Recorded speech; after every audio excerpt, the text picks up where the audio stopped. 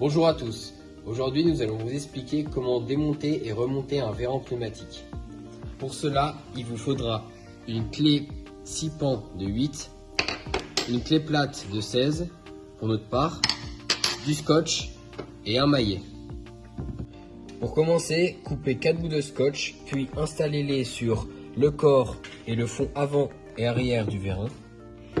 Ensuite, dévissez les 4 vis du fond avant à l'aide de la clé 6 pans de 8. De plus, retirez le fond avant. S'il ne vient pas manuellement, vous pouvez prendre un maillet et le tapoter tout doucement. Ensuite, enlevez la tige avec le piston en le faisant coulisser. Puis, enlevez le fond arrière du vérin. Pour cela, dévissez et retirez les 4 vis. Puis, enlevez le fond arrière manuellement ou, pareil, vous pouvez le tapoter.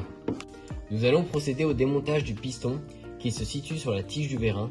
Pour cela, munissez-vous de la clé plate de 16, puis desserrez l'écrou qui se situe à l'arrière de la tige. Ensuite, enlevez le piston. Cette intervention peut vous servir à changer les joints de votre piston ou à le nettoyer par exemple.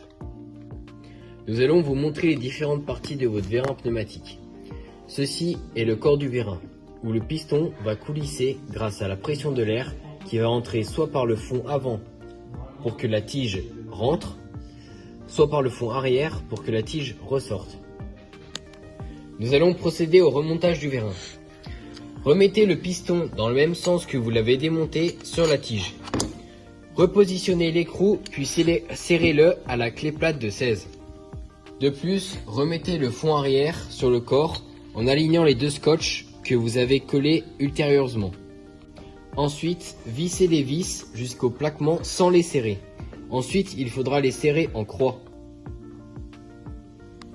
Puis, insérez avec la tige dans le corps en vérifiant que la lèvre du joint se mette correctement en place.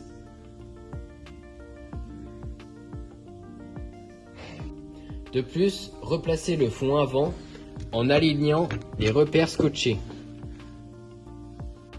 Ensuite, vissez les 4 vis jusqu'au plaquement sans les serrer. Lorsque les 4 vis sont plaquées, vous pouvez les serrer en croix. Et pour finir, vérifiez que la tige et le piston coulissent correctement dans le corps. Cette intervention est terminée, merci d'avoir visionné ce tuto. Et pour plus de savoir sur la maintenance, n'hésitez pas à visionner les autres vidéos de notre chaîne.